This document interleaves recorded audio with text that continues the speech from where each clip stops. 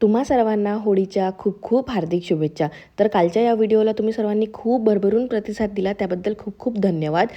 आणि जी पण काल नवीन मंडळी जुळली त्या सर्वांचं माझ्या चॅनलवर खूप खूप स्वागत आहे। चला तर बघूया माझा होळीचा सण कसा साजरा झाला। स्वयंपाक वगैरे तर ताई आल्या होत्या कालच्या दिवस, कारण की इथून पुढे 5-6 दिवस त्यांनी सुट्टी घेतलेली आहे। त्यानंतर फक्त तळण राहिलं होतं आणि पुरण बनवायचं होतं। पुरण ॲक्च्युअली बघू शकता किती कमी क्वांटिटीमध्ये बनवलं आहे, कारण की कुणाला जास्त आवडत नाही घरी। सर्वांना श्रीखंडाचा बेत असल्यामुळे पुरणाची काही आवश्यकता नव्हती, पण माझं मन काही मानलं नाही, कारण की नैवेद्यासाठी पुरण आवश्यक असतं म्हणून ते बनवून घेतलं। सर्वांनी जेवण वगैरे करून घेतले, किचन वगैरे सगळं साफ करून घेतलं पूर्ण, त्यातच दिवस निघून गेला। मग काय संध्याकाळच्या वेळेला छानपैकी अंगण झाडले, पाणी वगैरे शिंपडून घेतले। तोवर जाऊन बघते तर होळीची सुद्धा प्रिपरेशन चालू होती। ही सुंदरशी छोटीशी रांगोळी मी काढली आणि माझी मुलगी मदत करणार नाही असं होतच नाही, तुम्हाला माहितीच आहे। आणि हे आहे vision institute of science academy, म्हणजेच आमचं घरसुद्धा इथेच आहे आणि अकॅडमीसुद्धा एकाच जागी आहे।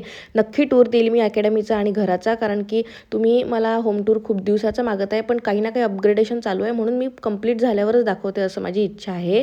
त्यानंतर होळी खाली पेटवली गेली, आरती वगैरे करून घेतली आणि मग मी वरती येऊन छानपैकी चेंज वगैरे करून घेतलं, आरतीचं ताटसुद्धा काढून घेतलं आणि विनिशाला रेडी वगैरे करून आम्ही गेलो घरची पूजा करण्यासाठी।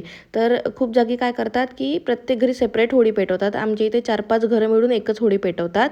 त्याच्यामुळे आम्ही कॉमन जी होळी आहे तिथे आलो होतो पूजा करण्यासाठी। इथे येऊन मी जे पण षोडशोपचारे पूजा करायची असते तशी सगळी पूजा करून घेतली, विनिशाची नजर वगैरे काढून घेतली, होळीमध्ये टाकून दिलं ते मीठ आणि अशा प्रकारे माझी पूजा झाली। त्यानंतर विनिशाच्या बाबांना आणि तिलासुद्धा पूजा करायला लावली।